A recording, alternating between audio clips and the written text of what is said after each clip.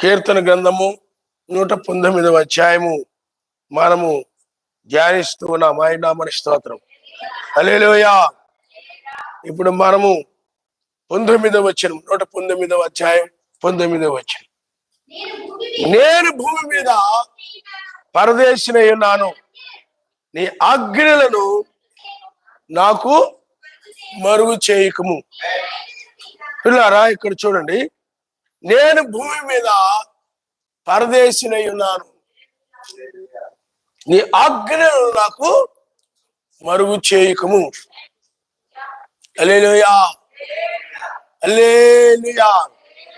ఆశ్చర్యమా తేజమైన దేశము, ప్రియుని దేశము, కోరు దేశము, ప్రియుని దేశము, కోరు దేశము. ఆశ్చర్యమా తేజమైన దేశము, ప్రియుని దేశము, కోరు దేశము, ప్రియుని దేశము, కోరు దేశము.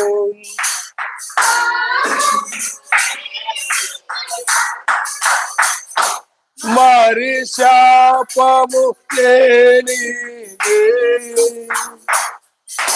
శాపము లేని దేశం, మరి శాపము లేనిదే, నిత్య సంతోషం, నిత్య గీతములు, ఉన్నతములో సన్నా. హల్లెలూయా. ఆశ్చర్యమా తేజమైన దేశము, ప్రియుని దేశము, కోరు దేశము, ప్రియుని దేశము, కోరు దేశము. లేవకట కలవరములు, లేవకట సమస్యలు, లేవకట కలవరములు, లేవకట దేశ భాష జాతిపై ఆశ కలవారెవరు లేరు, ప్రేమే సర్వం.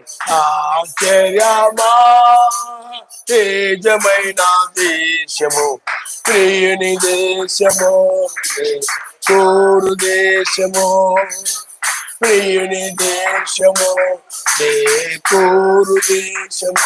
హల్లెలూయా. ఇక్కడ పిల్లారా, వాక్యం ఏం చెప్తుందంటే, ఇక్కడ చూడండి, భూమి మీద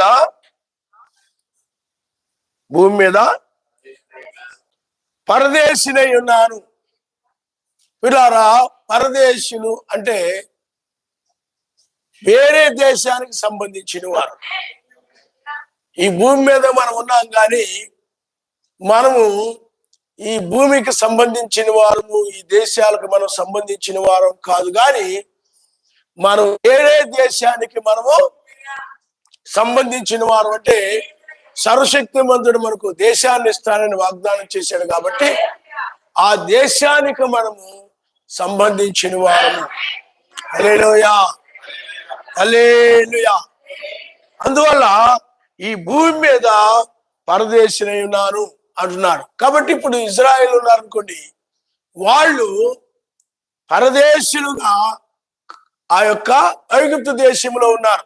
అంటే భూమి మీద అన్యుల దేశంలో, పాపుల దేశంలో, విగ్రహారాధికుల దేశంలో, ఏమండి, ఆ విధంగా చెడ్డవారి యొక్క దేశంలో ఆ ఇజ్రాయిలు ఉన్నారు. కానీ అయితే ఇజ్రాయిల్ దేశము, ఇజ్రాయిల్కు ఐగుప్తు దేశము కాదు.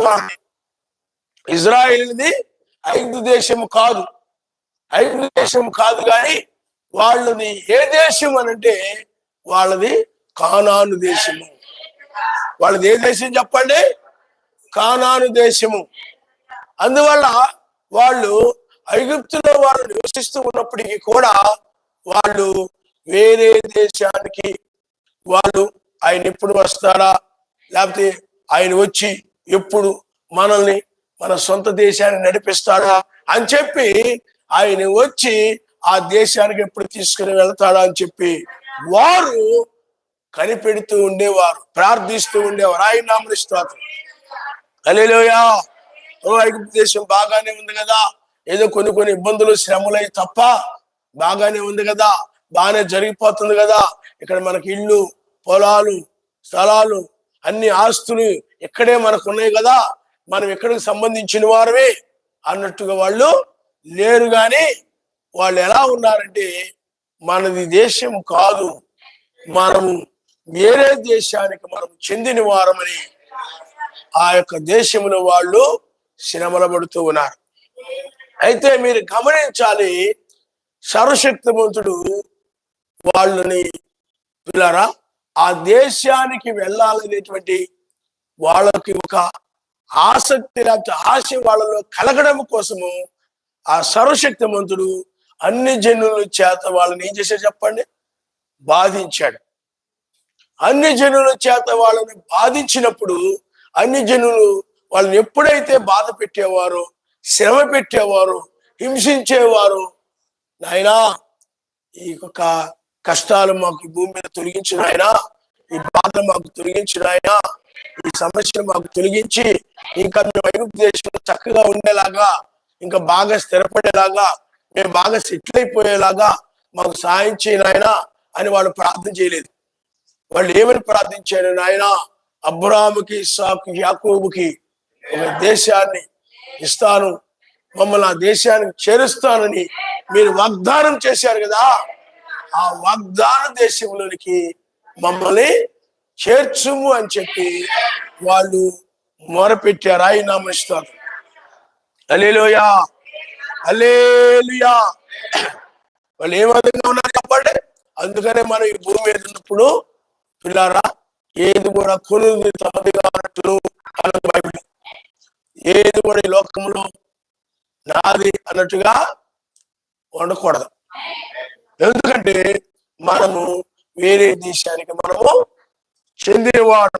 అందుకని లోక సంబంధమైన వారు లోకస్తులైనట్లయితే ఈ దేశం మాది, ఈ యొక్క పట్టణం మాది, ఈ ఊరు మాది, ఈ లోకంలో ఇల్లు మాది, ఈ వస్తువులు మాయి, ఈ సామాన్లు నాయి, ఈ బట్టలు నాయి, ప్రతిది కూడా ఇక్కడ నాది నాది నాది అని వీళ్ళు అనుకుంటూ ఉంటుంటారు.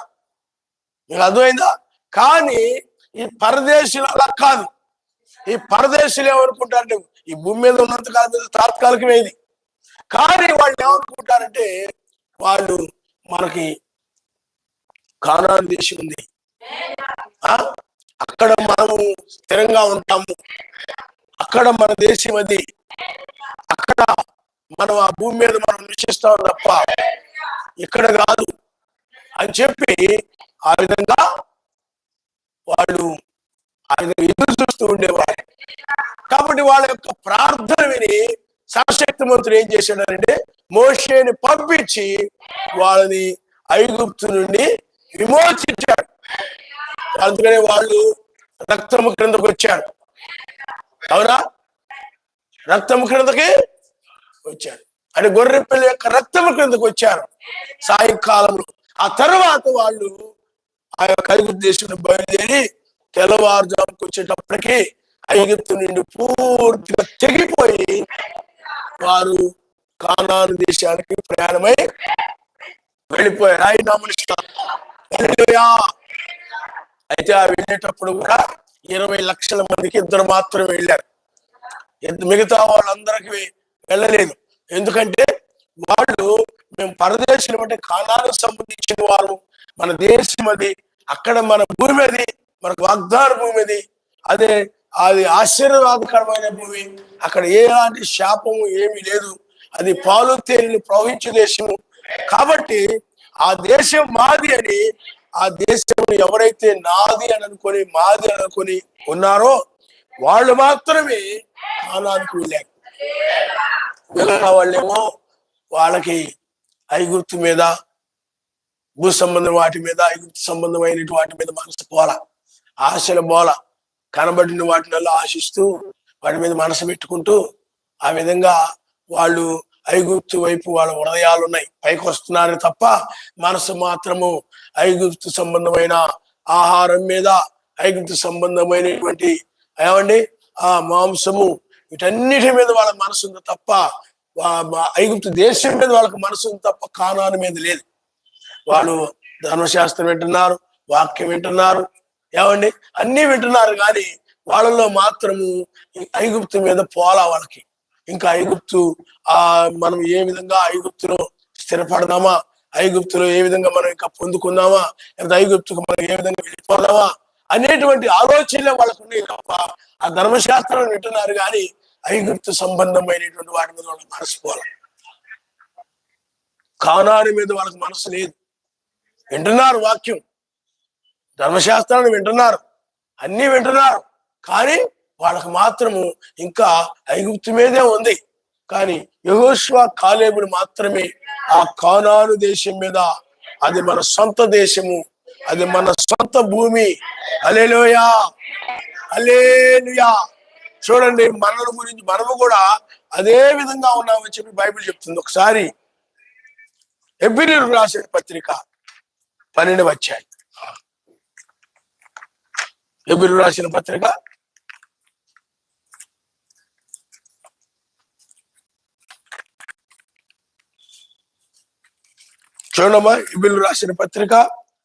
12వ అధ్యాయం 13వ వచనం మీరు క్షమించిన 11వ అధ్యాయం 13వ వచనం మీరు ఒకసారి చూడండి. వీరందరూ ఆ వాగ్దాన ఫలము అనుభవింపకపోయినను దూరం నుండి చూసి వందనము చేసి తాము భూమి మీద పరదేశులమును యాత్రికులమై ఉన్నామని ఒప్పుకొని విశ్వాసము గలవారి మృతి నొందిరి.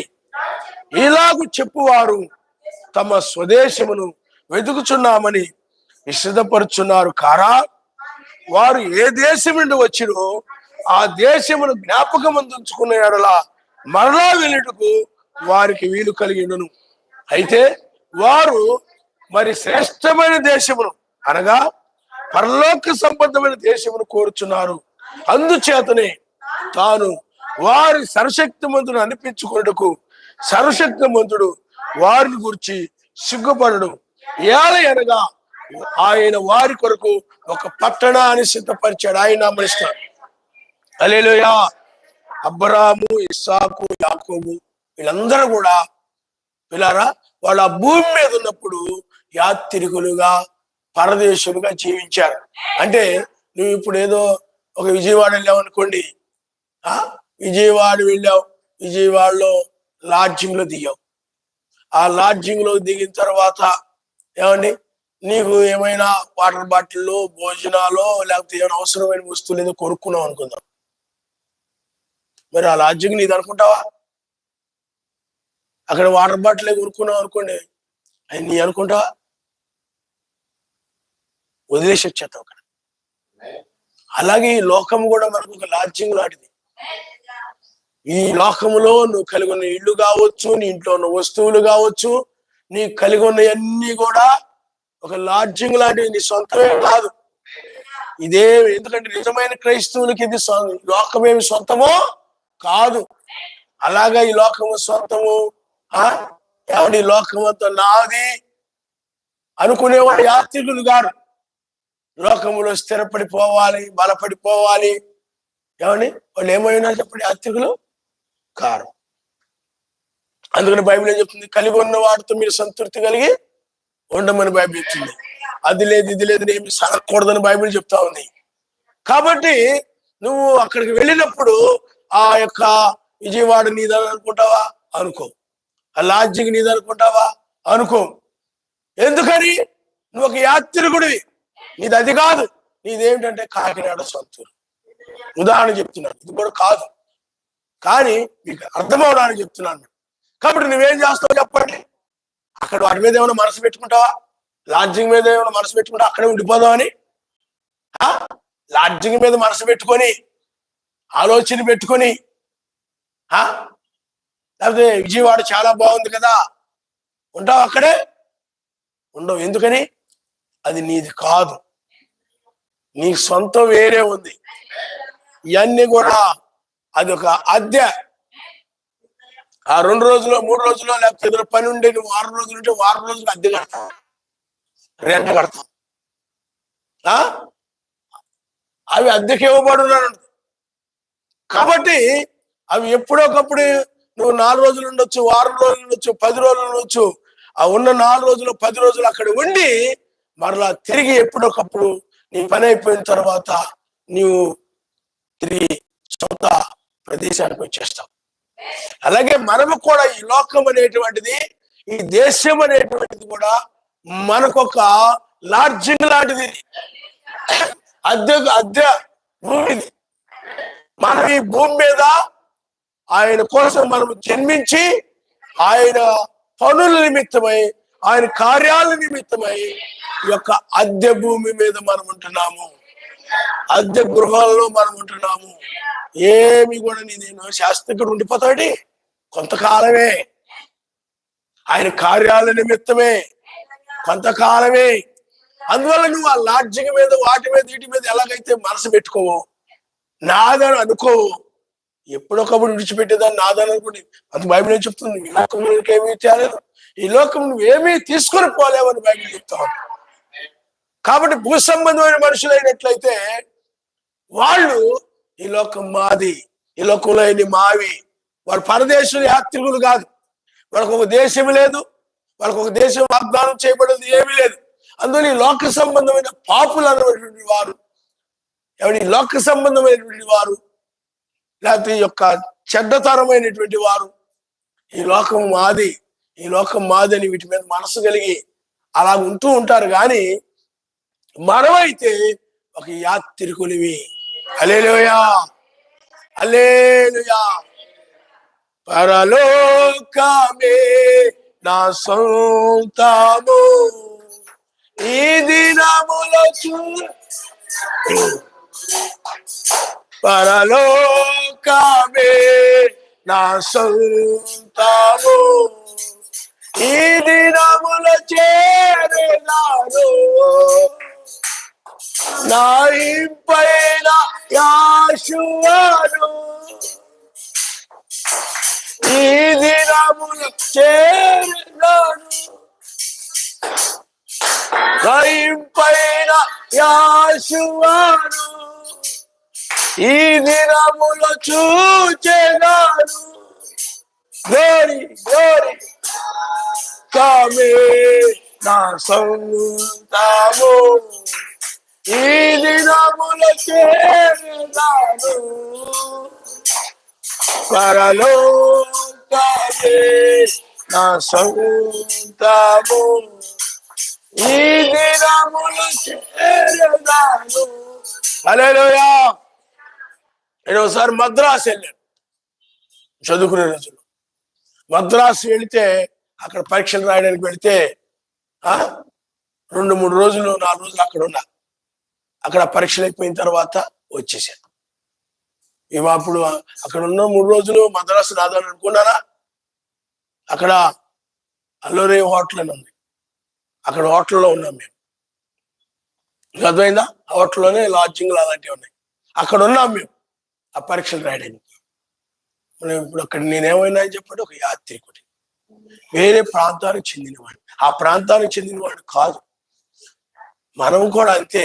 ఈ లోకములో మనము చాలా మంది ఏం చేస్తుంటారంటే ఇదే స్థిరం అనుకొని, ఇదే శాశ్వతమని మనుషులు అభిప్రాయపడుతూ ఉంటారు. కానీ లోకస్తులు ఆ విధంగా అభిప్రాయపడతారు. మనమైతే యాత్రికులమే. అబ్రహాము, ఇస్సాకు, యాకోబు వాళ్ళందరూ కూడా యాత్రికులమే, పరదేశులమని విన్నామని ఒప్పుకొని ఈ దేశానికి సంబంధించిన వారు కాదు, ఈ భూమికి సంబంధించిన వారు కాదు, మనం యాత్రికులు మాత్రమే, పరదేశులు మాత్రమే. మనకు ఒక దేశం ఉంది, మనకు ఒక పట్టణం ఉంది అని చెప్పి ఎప్పుడొకప్పుడు ఆయన వస్తాడు. ఆయన వచ్చినప్పుడు మేము తిరిగి ఆయన రాజ్యంలోనికి లేకపోతే ఆ పట్టణంలోనికి మేము ప్రవేశిస్తాం, లేకపోతే మాకు పునరుద్ధానం కలుగుతుంది.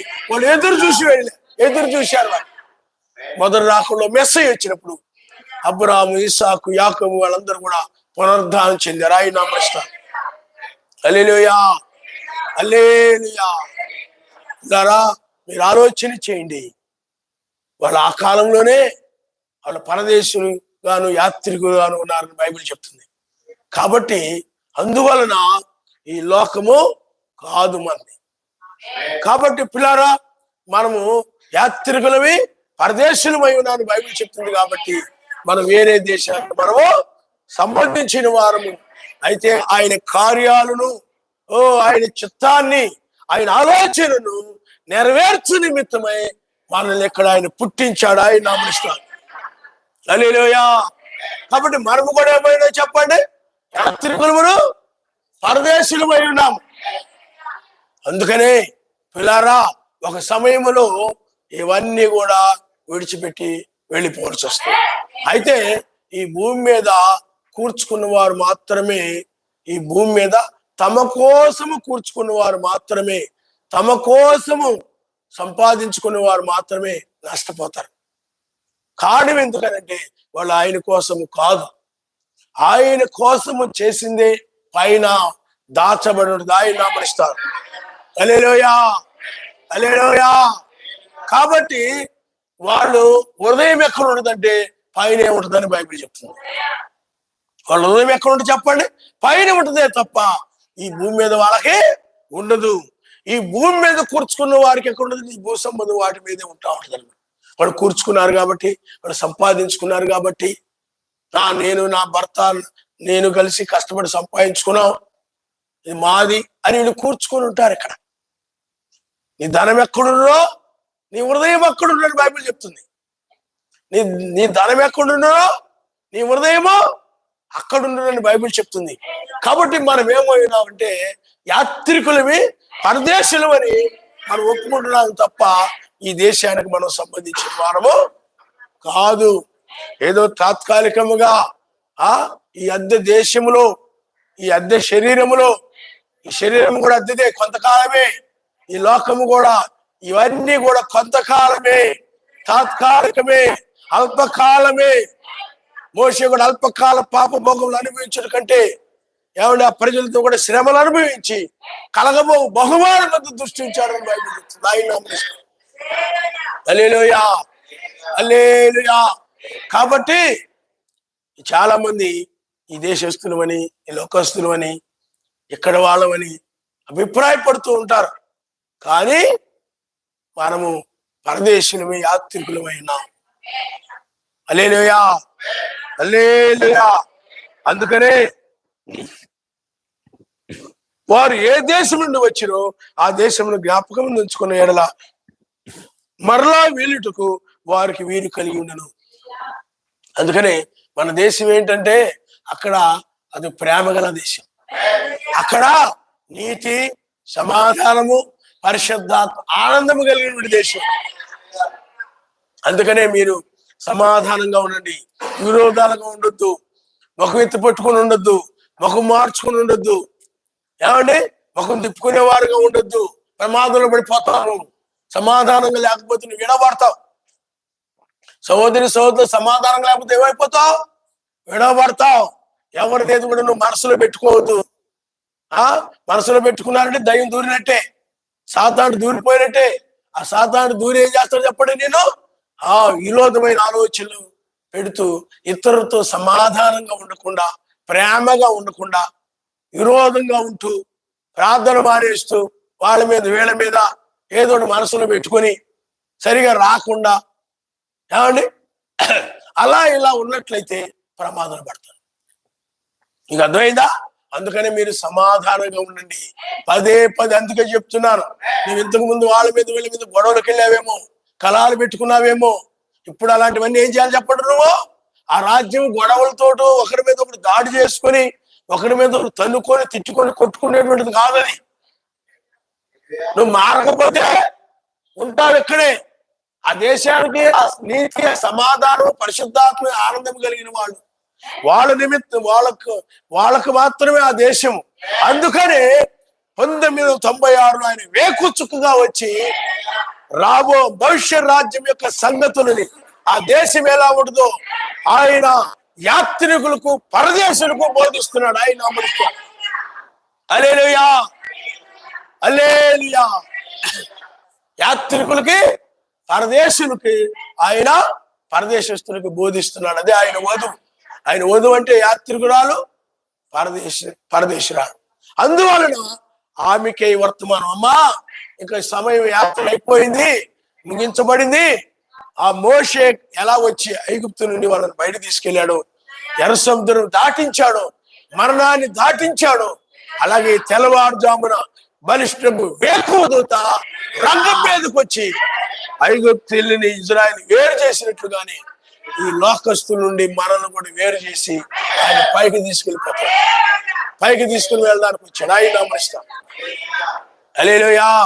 ఎక్కడికి వెళ్ళిపోతారయ్యా అంటే మన సొంత దేశం, సొంత గృహము. అది ఆశీర్వాదకరమైనటువంటిది. తెగులు లేవు, వ్యాధులు లేవు, మరణము లేదు, దుఃఖము లేదు, కన్నీరు లేదు. అర్థమైందా? ఇవన్నీ కూడా అద్దె శరీరం. ఇది టెంపరీ. ఇది చాలా మంది ఏం చేస్తున్నారు చెప్పండి? కష్టపడి శ్రమపడి భూమి మీద చాలా శ్రమ, చాలా ఎలా సంపాదించుకోవాలా, ఎలా కూర్చుకోవాలా. అయ్యో, వాళ్ళు కొనుక్కుంటున్నారు, వీళ్ళు కొనుక్కుంటున్నారు, వాళ్ళు తింటున్నారు, వీళ్ళు తింటున్నారు. ఏమండి, వాళ్ళు పెళ్లి చేసుకున్నారు, వీళ్ళు పెళ్లి చేసుకుంటున్నారు, వాళ్ళు అంటే లోకస్తులను చూసి అదే మనసుతో పరిగెడతా ఉన్నారు కూడా చాలా. మనం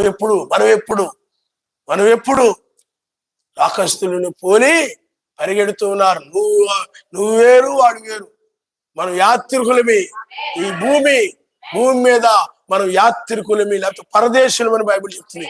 ఈ భూమి మీద ఉన్నంత కాలము కూడా మనం వేరే దేశానికి సంబంధించిన వారము. అయితే ఇప్పుడు మనము వేరే దేశానికి సంబంధించిన ఇప్పుడు తెల్లవారుజామున మరణమును జయించి విలారా మనము మధ్యాకాశానికి కొనుక్కోబడతాం. హల్లెలూయా.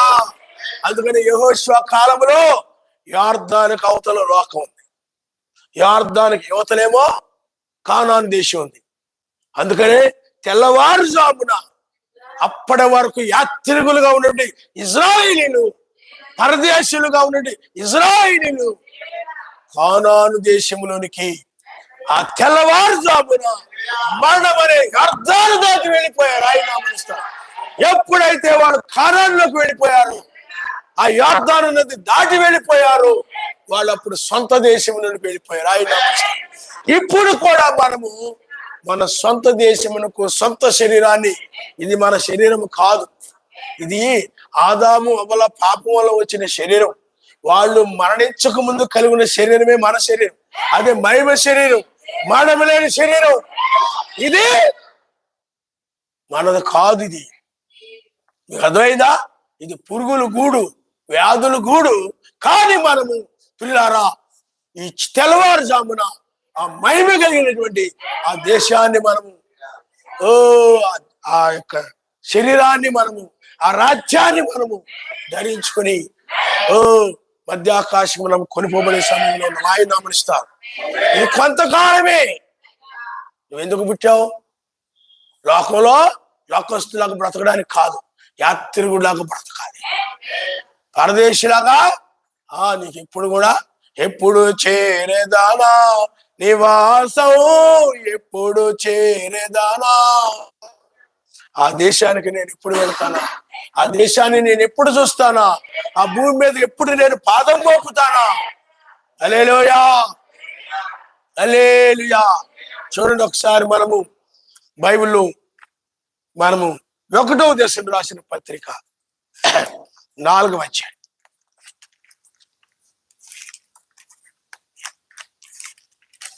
1వ దశలో రాసిన పత్రిక 4వ అధ్యాయం ఒకసారి చూడమ్మా.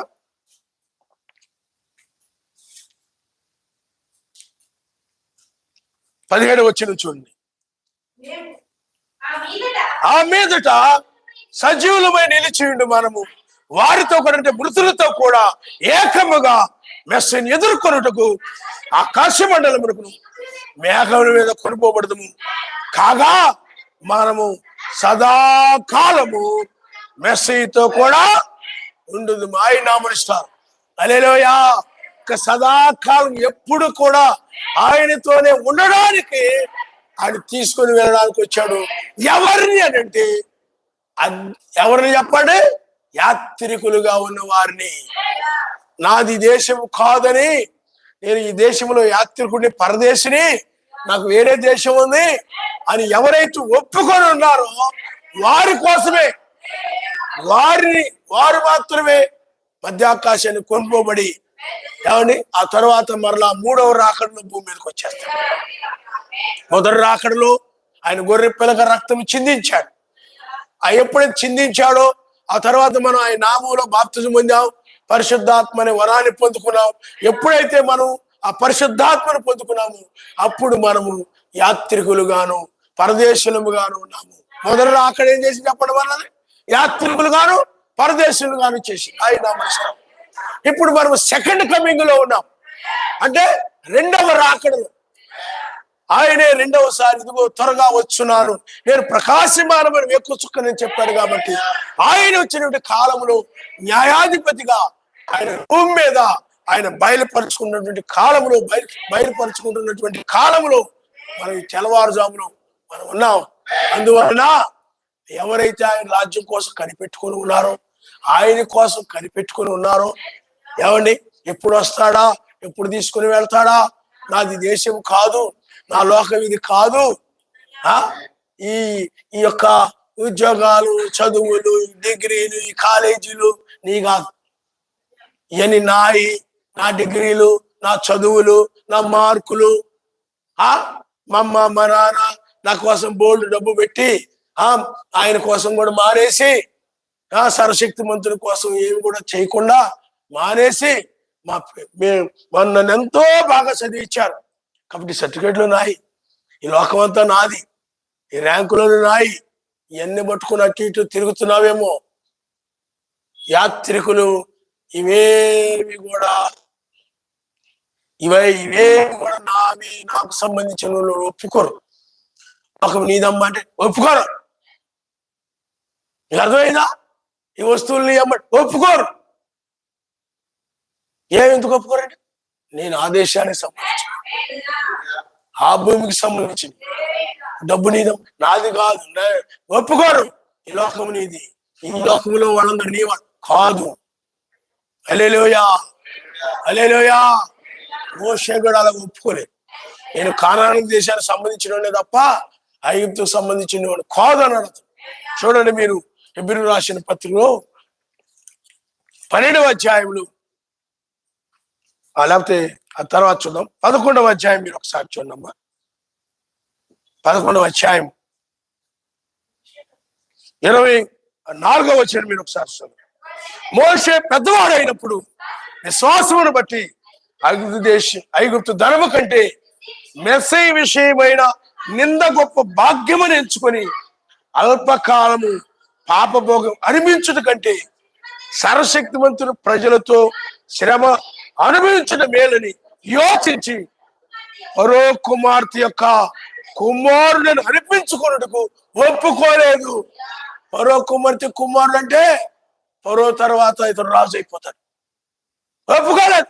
నువ్వైతే పాపులందరూ మాకు వైజాగ్లో ఉన్నారు, మాకు విజయవాడలో ఉన్నారు, మాకు హైదరాబాద్ లో ఉన్నారు, మాకు అందరు బంధువులే, మాకు బంధువులు ఎక్కువ, పసలపూళ్ళ బంధువులు ఎక్కువ, లేకపోతే ఒంగోలులో బంధువులు ఎక్కువ, ఏమండి, లేకపోతే మాకు వైజాగ్లో మా ఆఫీసర్ గారు ఉన్నారు, ఆయన మా కొలపొడే, నీ కుల జబ్బు, ఇవన్నీ పోలేదంటే నువ్వు విడవబడతావు. నీకు అర్థమైందా? ఎక్కడికి వెళ్ళా నీ కులం చెప్పుకుంటాను, కులం చెప్పుకొని బతుకుతుంటాను. ఎక్కడికి వెళ్ళినా ఆ గజ్జి సాగుంది నీకు. నీకు అర్థమైందా? నీవు కులానికి, మతానికి, లోకానికి అన్ని నువ్వు చెందున్నావు. నిజమైన యాత్రికులు పరదేశం వీటికి చెందిలేరు. వాళ్ళు ఆ కులానికి ఈ కులానికి చెందిన ఒప్పుకోరా. నేను పరదేశానికి సంబంధించిన వ్యక్తిని, యోధా గోత్రము లేకపోతే ఇజ్రాయెల్ యొక్క జాతికి నేను సంబంధించిన వాడిని, దావీదు వంశానికి సంబంధించిన వాడిని అని చెప్పుకుంటారు. కానీ నువ్వేం చేస్తావు చెప్పండి? ఆ కులం పూసుకొని ఆ ఊరు మొత్తం, ఈ ఊరంతా తిరిగేస్తుంట, బంధువులందరూ తిరిగేస్తుంట. ఆ జబ్బు పోదు నీకు. మాయదారి జబ్బు, పనికి మన జబ్బు అది. నీకు అర్థమైందా? పూసుకుంటావు, నీ కులపళ్ళు కనపడితే చాలు రాసుకు పూసుకుని రాసుకు పూసుకుని నువ్వు పరదేశం అయితే కదా, నీ యాత్రికురాలు అయితే కదా, ఈ లోక సంబంధమైన దానికి చెందిన దాని. అందువల్ల ఎవరు నీ కులపడే, మా కులపడే ఎగబడతావు కనపడితే చాలు. ఆ జబ్బు చావాల నీలో. ఇంకా ఆ రాజుకు సంబంధించిన వారు మనం రాజ సంతానమైన హల్లెలూయా. రాజులారా రాజు, ప్రభువులో ప్రభు, ప్రభు రాజులారా రాజు, ప్రభువులా ప్రభు. ఇప్పుడు వేకూచుకుగా ఆ తెల్లవారుజామున వారు ఎలాగైతే యోర్దాను దాటి వెళ్ళారు యోషువ నాయకత్వంలో, ఇప్పుడు కూడా మనము నేను ఊహిస్తూ ఉన్నాను, యోర్దాను దగ్గర వారు ఉన్నట్టుగానే మనం కూడా ఉండి యోర్దాను దాటి వెళుతున్నాం. మరణాన్ని దాటి వెళుతున్నారు యాత్రికులు, పరదేశులు. ఇప్పుడు మనము ఆదేశాన్ని మనం చూడబోతున్నాం. హల్లెలూయా. ఆ రాజ్యాన్ని మనము, ఆ మెస్సీని, ఆ పరిశుద్ధులని, ఆ నీతిమంతులని ఆ భూమి మీద ముందు మొదటగా మధ్య ఆకాశంలో పెళ్లి విందులో కలుసుకుని, ఆ తర్వాత మూడవ రాకడలో భూమి మీదకి వచ్చి అక్కడ మనం నివసించబోతున్నాం. హల్లెలూయా. మా అబ్బాయి కాలేజీ పోతండి, నోట్స్ రాసుకున్నాడండి. మీరంటే మీరు అది చెప్తుంటారు, అది రావట్లేదు. చెప్తున్నాను ఉదాహరణకి, చాలా మంది అలా మాట్లాడుతుంటారు. మనం చెప్పామనుకోండి, వాళ్ళు రాలేదనుకో, మారలేదు అనుకోండి, మనం నిర్దోషులు అవుతాం. చెప్పకపోతే మనం తప్పు అయింది. మీకు అర్థమైందా? అవి ఇవి ఇవి అవి పెట్టుకుంటూ ఉంటారు. కాబట్టి పిల్లరా, ఆయనకి ఇవ్వాల్సిన సమయాన్ని నువ్వు ఆయనకి ఇవ్వాల్సిందే. ఆయన ఆరాధనకి ఇవ్వాల్సిన సమయాన్ని నువ్వు ఇవ్వాల్సిందే. హల్లెలూయా, హల్లెలూయా. ఇప్పుడే సమయం ఏముందండి, ఇంకా టైం ఉంది కదా. మీరు ఎత్తపడతారు 2-3 నెలల్లో, అందాక పనులకి వెళ్తాం. ఆ 2-3 నెలలు అయిన తర్వాత 2-3 నెలల్లో మీరు ఎత్తపడతారు అనగా, అప్పుడు నేను పనులు మానేసుకుని అప్పుడు ఆరాధనకు వస్తాను, దశభాగాలు ఇస్తాను, అన్ని అందరితో సమాధానంగా ఉంటా, అందరితో మంచిగా ఉంటా. అందాక నన్ను వదిలేయండి, ప్రార్థన విశ్లేషించకండి.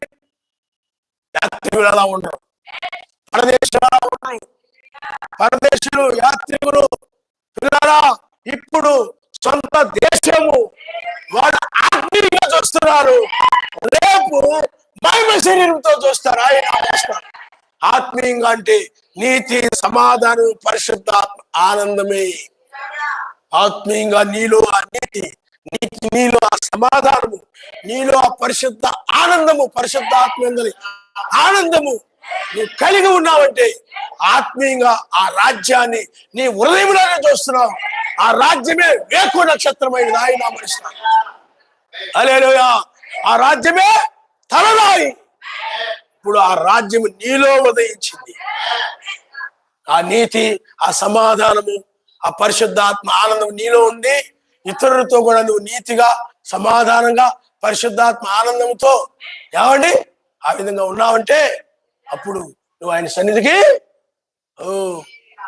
ఎత్తబడి, అప్పుడు శారీరకంగా మనం ఆ భూమిని మనం చూడబోతున్నాం. అక్కడ అది అమర్త్యమైనది.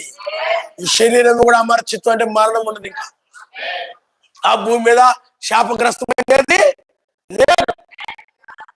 ఇవన్నీ కూడా లోకంలో, ఇవన్నీ కూడా శాపంలో వచ్చాయి. కాలేజీలు, లోక సంబంధంలో అన్ని కూడా వస్తువులు, లోకము, ఇవన్నీ కూడా దేని వల్ల వచ్చాయి చెప్పండి? శాపం వల్ల వచ్చాయి. అదే శపించబడకపోతే వాళ్ళు కనుక నీతిగా పాపంలో పడకుండా ఉంటే ఆదామవ్వను ఈ లోకం వచ్చేది కాదు. మరి ఎంతకాలం ఎందుకుంది ఆయన లోకం అంటే? లోకం మనుషులు ఎందుకు ఉంచాడు ఆయన? ఎంతకాలం ఎందుకుంది? సువార్త నిమిత్తమే. మనల్ని ఎందుకు ఉంచాడు భూమి మీద? 7 సంఘాలు 7 దూతలు ఎందుకు ఉంచాడు భూమి మీద? ఎందుకు ఈ లోకంలో మనుషుల్ని ఉంచాడు ఆయన అంటే మనం ఈ లోకంలో మనుషులకి ఈ 2000 సంవత్సరాల్లో సువార్త ప్రకటించు నిమిత్తమే యాత్రికుల్ని పరదేశులు ఈ భూమి మీద ఉంచాడు. కానీ ఇక లోకములకు సువార్త ప్రకటించే సమయం అయిపోయింది. లోకాన్ని అన్ని జనులకు ఇవ్వబడిన సమయం అయిపోయింది.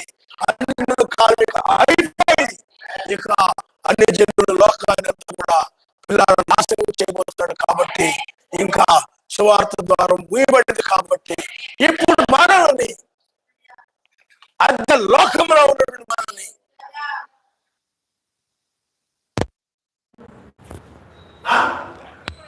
పర్మనెంట్ నీకు, ఇది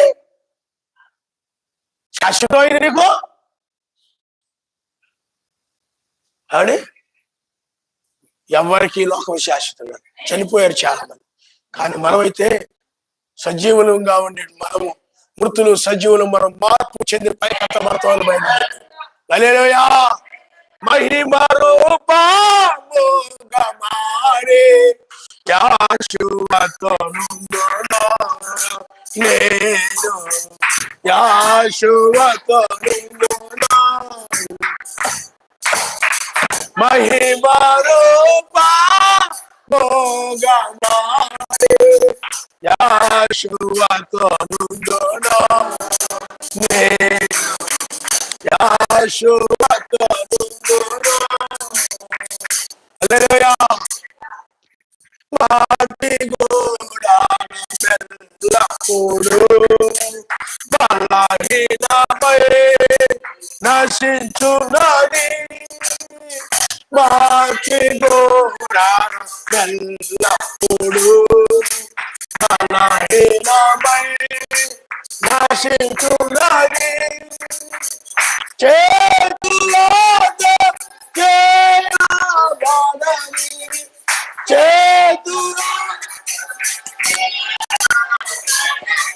Glory. జీవించెదం నిత్య మహిమలో జీవించెదం మహిమలో బాబుగా మారే యాశువతోనుండునా నేను యాశువతోనుండునా హల్లెలూయా.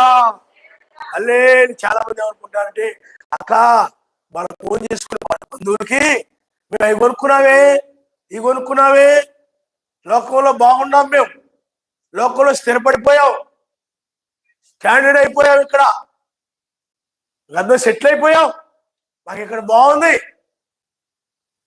గద్దైందా ఈ లోకాన్ని మాదన్నట్టు ఒప్పుకుంటుంటారు. కానీ మనము ఒప్పుకోకూడదు. మోషే చూడండి, ఫరో కుమార్తె యొక్క కుమారుడు అనిపించుకోవడానికి ఒప్పుకోవాలి.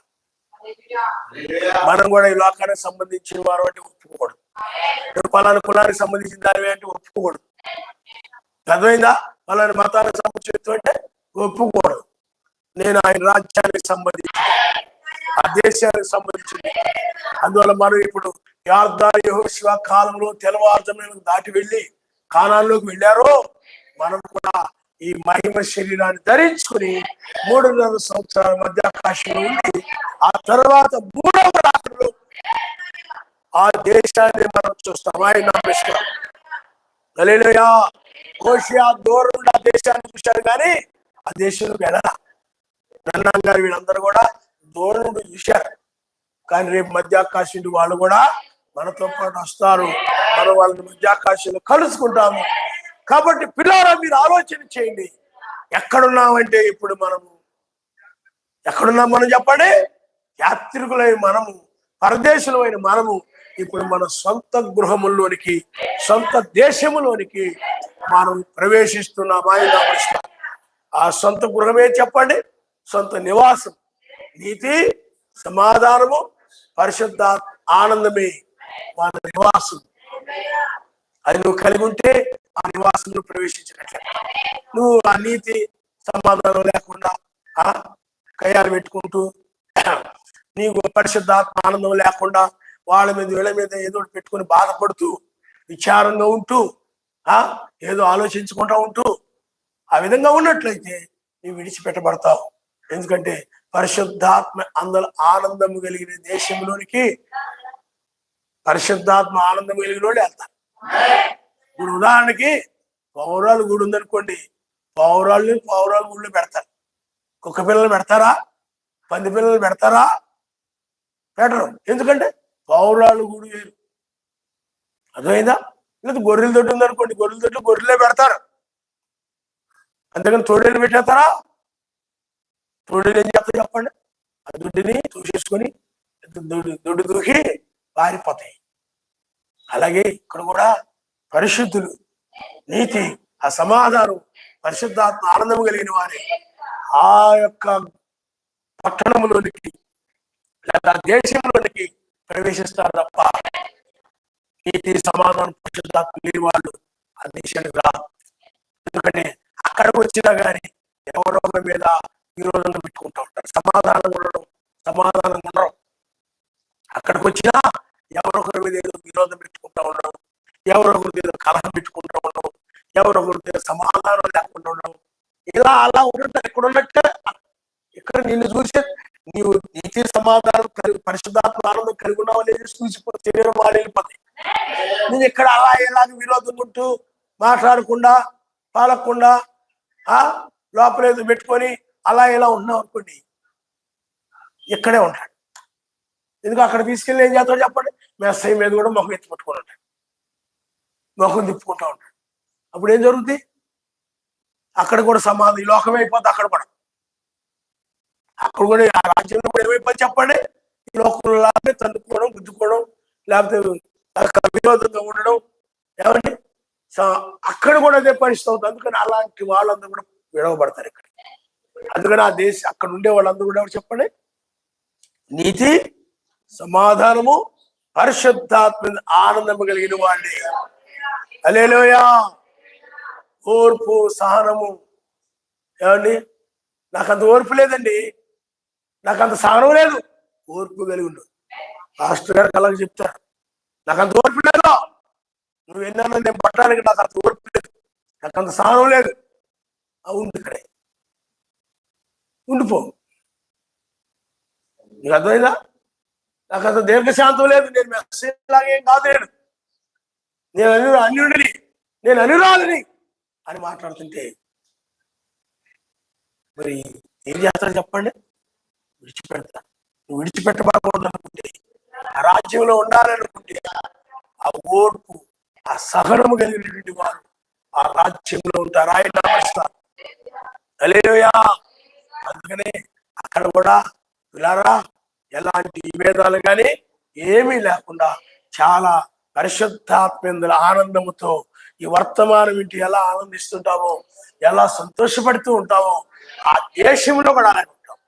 ఇక్కడ వర్తమానం విన్నా ఏమి ఆనందం లేదనుకోండి, ఆ దేశానికి వ్యర్థపడుతున్నామన్నా, ఎడుతున్నామన్నా, మన యాత్ర ముగించింది, ఆ దేశంలో నువ్వు ప్రవేశించబోతున్నావు, ఆయన కలుసుకోబోతున్నావన్నా నీకేం ఆనందం లేకుండా, నా బాధలు నాయి, నా విచారాలు నావి, నా చింతలు నాకున్నాయి, ఎక్కడ ఆనందించమంటారండి?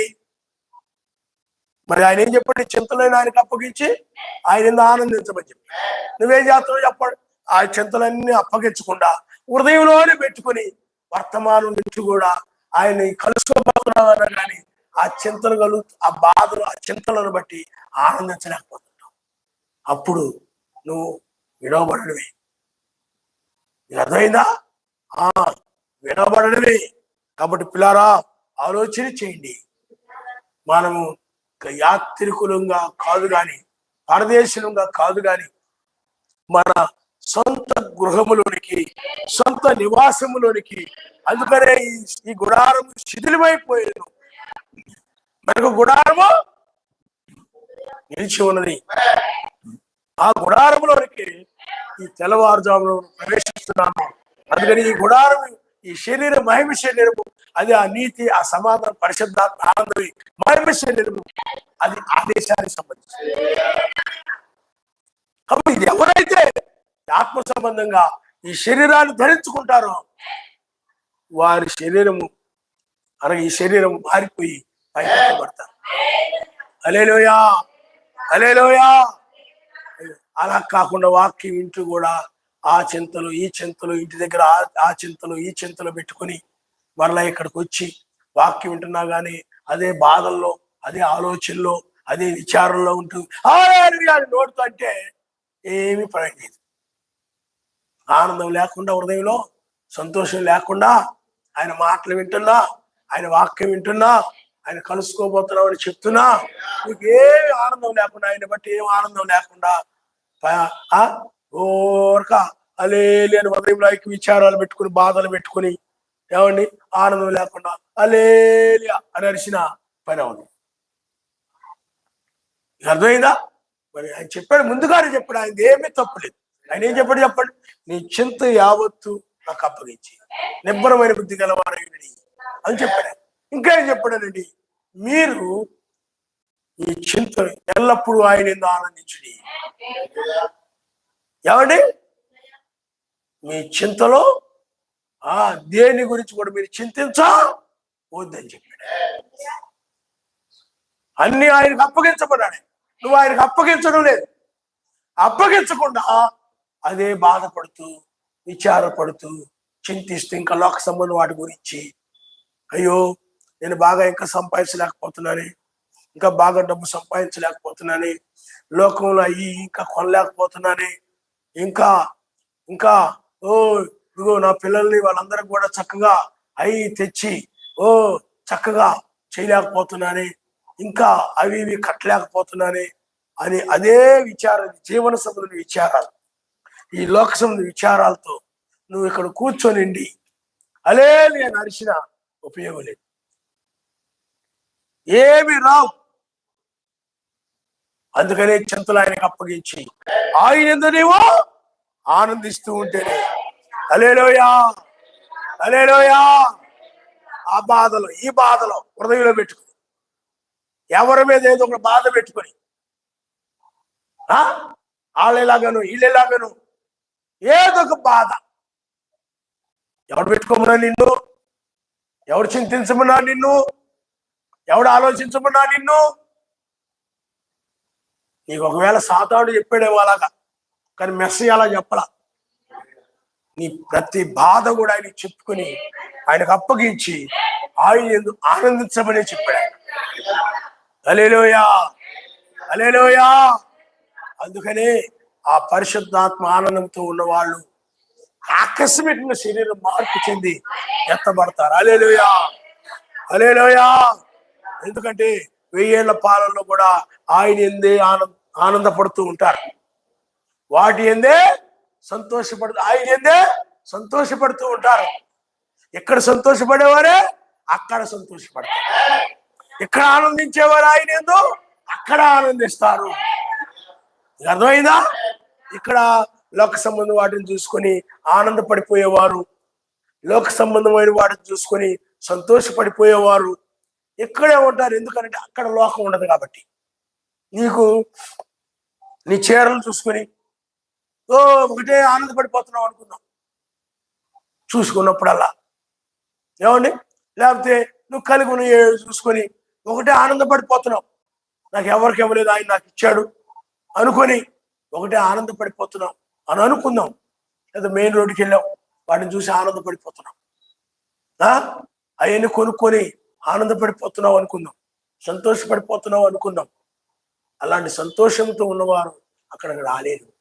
ఒకవేళ వచ్చినా వాళ్ళకి లోకానందం ఉండదు కాబట్టి, అలాంటి బట్టలు కానీ, అలాంటి వస్తువులు కానీ, అలాంటివి ఏమి కూడా అక్కడ ఉండవు కాబట్టి, అక్కడ వాళ్ళకి వాటిని చూసి ఆనందించడానికి అవకాశం ఉండదు కాబట్టి, అందుకని వాళ్ళు ఇక్కడే ఉండిపోతారు. అర్థమైందా?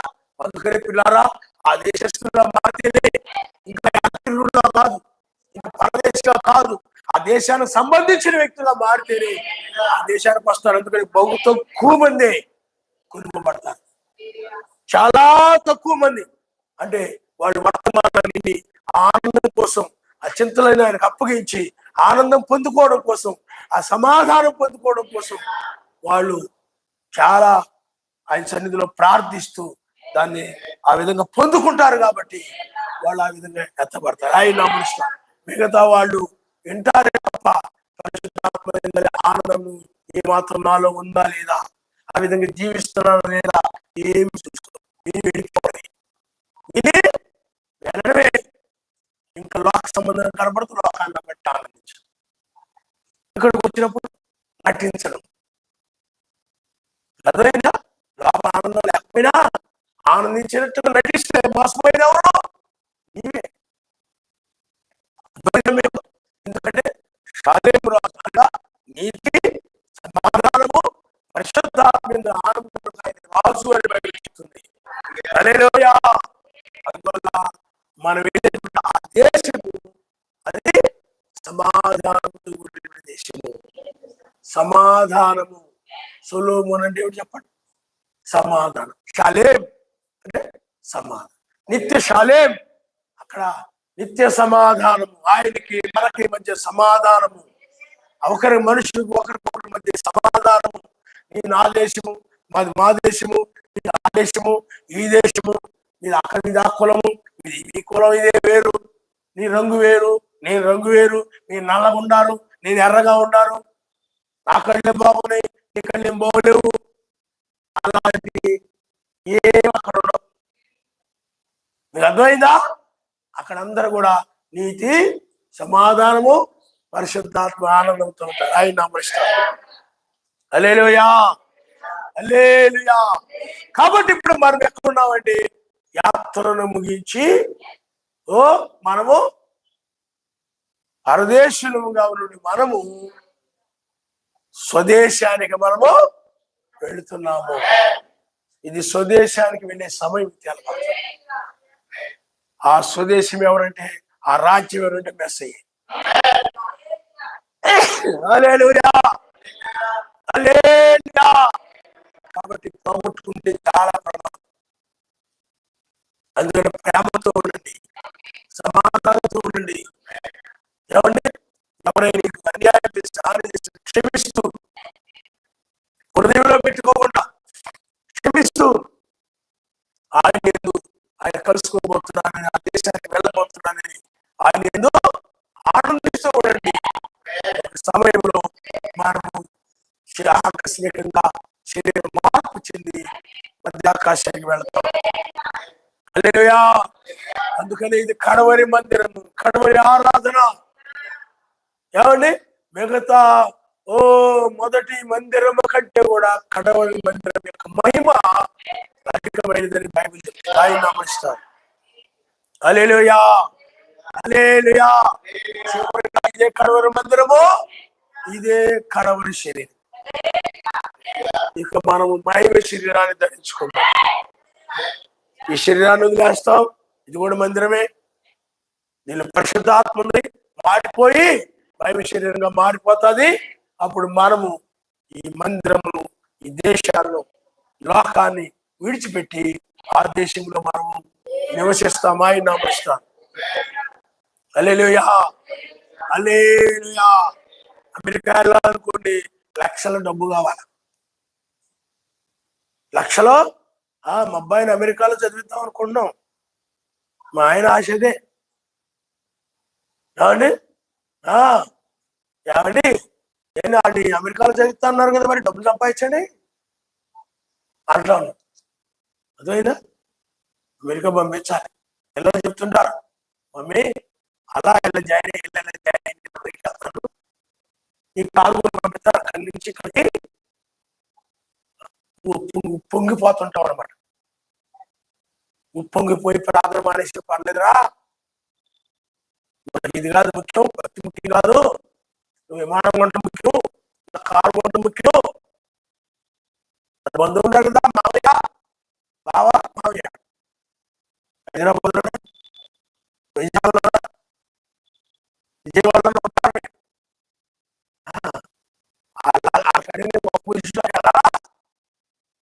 అనుకుంటున్నావు.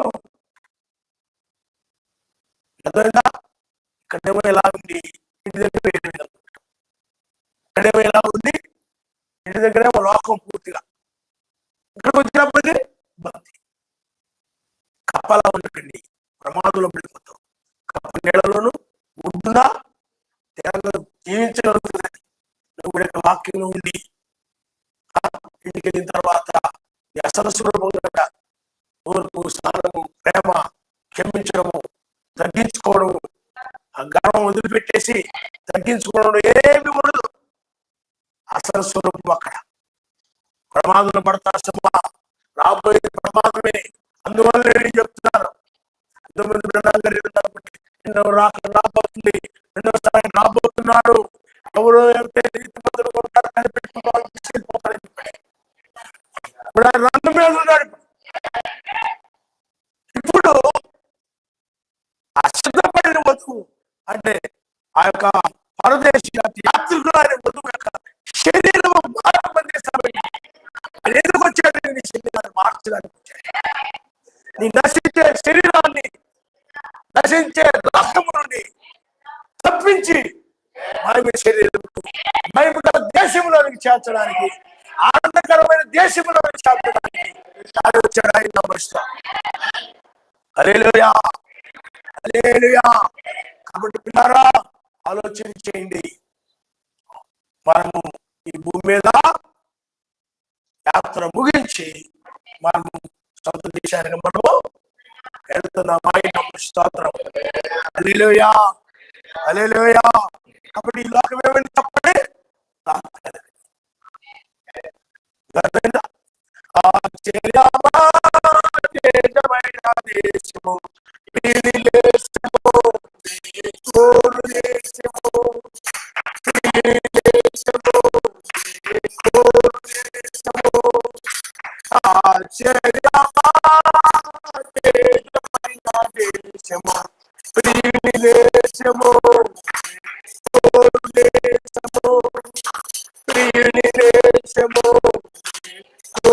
దేశము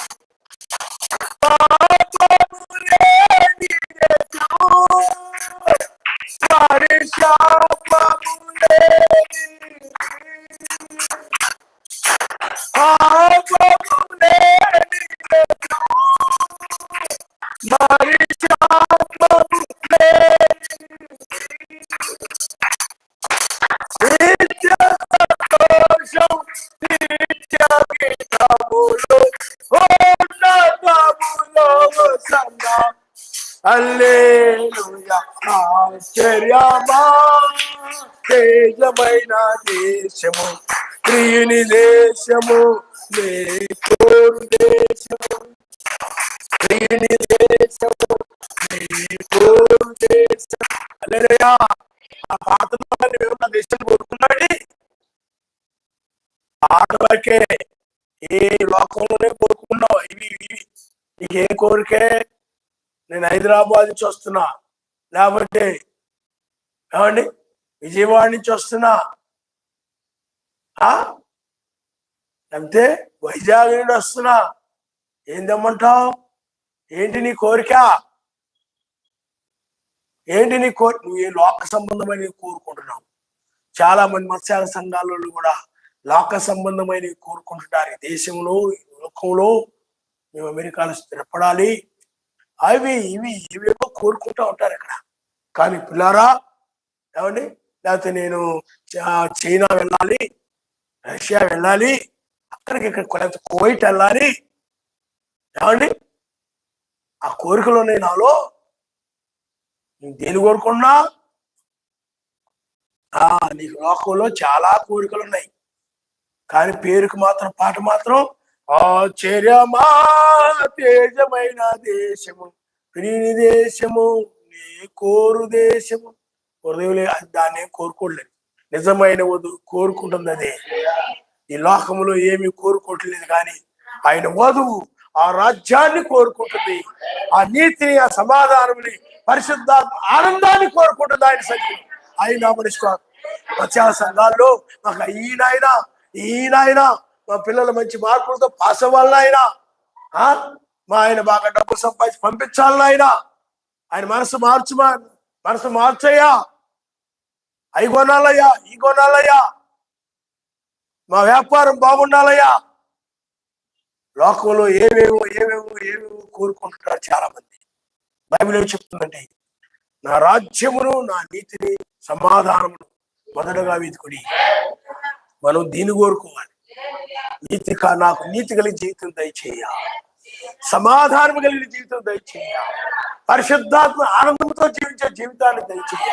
అది కోరుకోవాలి. అది కోరుకున్నాడు. నిజమైన వధువు అవి కోరుకుంటా ఉంటాయి. ఎవరిని ఈ సహోదరుడు రాగాని సమాధానంగా వెళ్ళి, ప్రశస్తమైన సహోదరుడా ఎలా ఉన్నావు, ప్రశస్తమైన సహోదరి ఎలా ఉన్నావు, అలా మృదువుగా మంచిగా పలకరిస్తున్నావా? ఆ బ్రదర్ ఇలా వస్తా ఉంటే ఇలా వెళ్ళిపోతాడు, మాట్లాడుకుంటారు. వందనాలు చెప్పు, విశ్వాసులకు వందనాలు చెప్పు, షాలోం చెప్పు, మళ్ళీ సేవకులకు కూడా షాలోం చెప్పు, సమాధానం ఏమండి ఏం చెప్పు, వందనాలు చెప్పు, మెదలకుండా వెళ్ళిపోతుంటారు. ఏమండి జంగు బిల్లిలాగా పిల్లి కూడా మెదలకుండా వెళ్ళిపోతుంది తాగేసి. అలాగా నీతి, ఆ సమాధానం, పరిశుద్ధాత్మ ఆనందాన్ని కోరుకో. ఎత్తబడే లోపు మనకి ఏదైనా అవసరం ఉంటే ఆయన ఇస్తాడు. కానీ మనం చేయవలసింది ఏంటంటే ఆయన రాజ్యమున నీతిని, మనము ఆ సమాధానాన్ని కోరుకోవాలి తప్ప ఏమి తిందునా ఏమి త్రాగుదని మీరు విచారించుకుని, అన్ని జనులైతే ఏమి తిందునా ఏమి త్రాగుదని విచారించుదురు, మీరు అన్ని జనులు అని మీరు ఉండొద్దు అని చెప్పాడు. ఏ విచారాలు కలిగి ఉన్నప్పుడు చెప్పలేదు. ఎవరికి బాగా లేకుండా ఉంటుంది పాస్టర్ గారు చెప్తారు, కానీ విచారాలు లేకుండా ఉన్నాయండి. ఎవరో అన్యాయం చేసి మోసం చేసి అలా ఇలా అని బాధపడుతున్నారండి. బాధపడకుండా ఉంటావా అంటారు కొంతమంది. ఏం మెసేజ్ నేను క్షమించాడు, నువ్వు క్షమించలేవా? వాళ్ళకి క్షమించిన ఆయన, వాళ్ళు ఎరుగక వాళ్ళకి తెలియక ఆ విధంగా చేస్తున్న వాళ్ళకి క్షమించిన ఆయన అని ప్రార్థన చేసి సమాధానాన్ని వెతకాలి.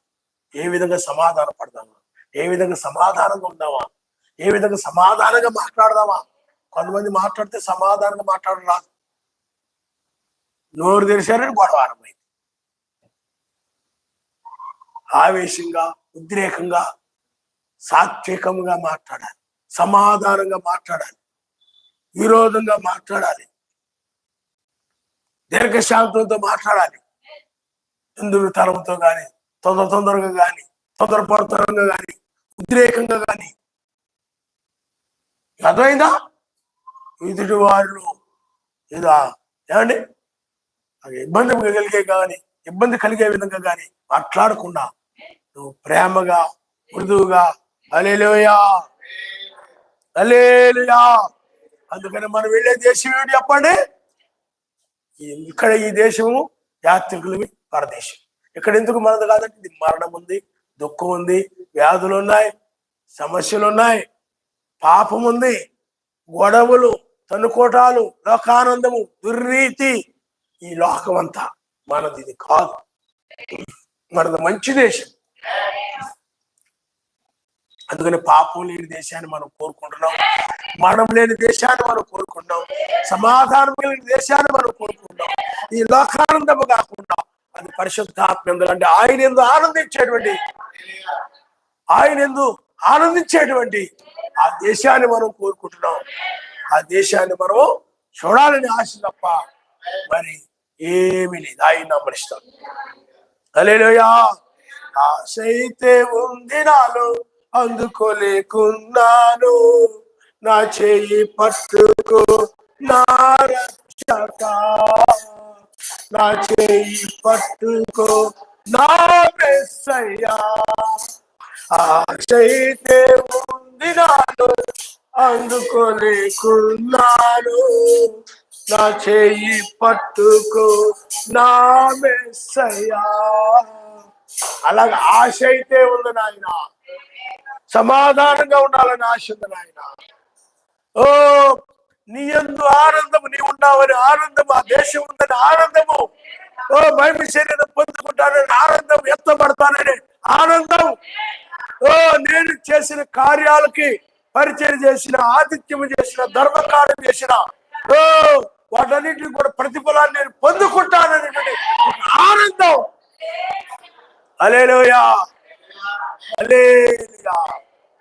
కాబట్టి పిల్లారా, మీరు ఆలోచించండి. అలాంటి దేశాన్ని మనం కోరుకుంటున్నాం తప్ప ఇలాంటి పాపపు దేశాన్ని, పాపపు లోకాన్ని, వీటిని మనము కోరుకోవడం లేదు. కాబట్టి పిల్లారా, నువ్వు ఆలోచన చేయాలి. సర్వశక్తిమంతుని ఉగ్రత రాబోతా ఉంది. ఎందుకు? ఆయన ఈ ప్రపంచాన్ని నాశనం చేయబోతున్నాడు అని అంటే ఈ ప్రపంచం మంచిది కాదు కాబట్టి, ఈ ప్రపంచం చెడ్డది కాబట్టి, ఈ ప్రపంచంలో ప్రజలందరూ కూడా నీతి లేకుండా, సమాధానం లేకుండా లోకానందంతో ఉంటున్నారు కాబట్టి, ఆయన దేశము ఆయన భూమి అలాంటిది కాదు కాబట్టి, అందుకనే 6వ ముద్రలో భూమిని కూడా ఆయన శుద్ధీకరిస్తాను అని 3 మడతల వలె ఉంటుంది 6వ ముద్ర. మొదటి మడత ఏంటి చెప్పండి? యూదుల్ని శుద్ధీకరించాడు. బుద్ధి లేని కన్యకని శుద్ధీకరించాడు, భూమిని శుద్ధీకరిస్తాడు. అప్పుడు ఆ దేశంలో దుర్మార్గులు, గర్విష్ఠులు అందరూ కూడా నాశనం చేయబడతారు. అప్పుడు ఆ దేశం యొక్క ధూళి మీద మనం నడుస్తామని బైబిల్ చెప్తుంది. అందుకని మన కోసమే దాన్ని శుద్ధీకరిస్తాం. హల్లెలూయా. ఎందుకంటే మనం పాపం లేని దేశాన్ని కోరుకుంటున్నాం కాబట్టి, నీతి, సమాధానము, పరిశుద్ధాత్మ, ఆనందం కలిగిన దేశాన్ని కోరుకుంటాం కాబట్టి, ఆ దేశాన్ని తీసుకురావడం కోసమే దీన్ని ఏం చేస్తారు చెప్పండి? భూమిని ఆయన, ఈ లోకాన్ని ఏం చేస్తాడు చెప్పండి? భూమి మీద నుండి ఈ యొక్క లోకాన్ని నాశనం చేస్తాడు. యాత్రికులు అనుకున్నటువంటి వారు, వేరే దేశానికి సంబంధించిన వారు అని అనుకున్నటువంటి వారు, అంటే ఆ దేశానికి సంబంధించిన వారు ఈ లోకంలో మనం యాత్రికులు, ఇదంతా కూడా తాత్కాలికం మాత్రమే, ఇది కొంతకాలం మాత్రమే, ఏదో మనసు పెట్టుకోకుండా ఆ దేశం మీద మనసు కలిగిన వారి శరీరాలు మార్పు చెంది పైకెత్తబడి. హల్లెలూయా, హల్లెలూయా. అందుకని మనుషులు లోక సంబంధం వాటి కోసం ఏం చేస్తారు చెప్పండి? తనుకుంటారు, తిట్టుకుంటుంటారు, ముఖం ఎత్తి పెట్టుకుంటుంటారు, గొడవలు పెట్టుకుంటా ఉంటారు ఈ లోక సంబంధం వాటి కోసం. అర్థమైందా? కాబట్టి పిల్లారా, మనం కోరుకునేది ఈ దేశం కాదు అది. కాబట్టి తల ఉంచుకోండి, మనం ప్రార్థన చేసుకుందాం. ఈ భూమి మీద మనం యాత్రికులుగా, పరదేశులుగా ఉన్నాం, కానీ మంచి దేశానికి వెళ్ళబోతున్నాం. అక్కడ చాలా సమాధానం కలిగిన దేశము, ప్రశాంతమైన దేశము, ఆనందము కలిగిన దేశము, చాలా మంచి దేశము. ఆ దేశానికి తగ్గట్టు ఇక్కడే నువ్వు నడవాలి, ఆ రాజ్యానికి తగ్గట్టు ఇక్కడే నడవాలి. ఆ రాజ్యం యొక్క సంగతుల, రాజ్యం ఎలా ఉంటుందో ఏమిటో చాలా వర్తమానాల్లో మనం నేర్చుకుంటూ వచ్చాం. అక్కడ కోపము లేదు, కలహము లేదు, అక్కడ పిల్లారా ప్రేమ, హల్లెలూయా, గర్వము లేదు, బూతులు లేవు. కాబట్టి పిల్లారా, తల ఉంచుకోండి, మనం ప్రార్థన చేసుకుందాం. ఆ దేశాన్ని కోరుకుంటున్నావా? ఇంకా ఈ లోకములు అవి నువ్వు కోరుకుంటున్నావా? ఆశలొద్దు, అవసరాలు మాత్రమే. హల్లెలూయా, హల్లెలూయా.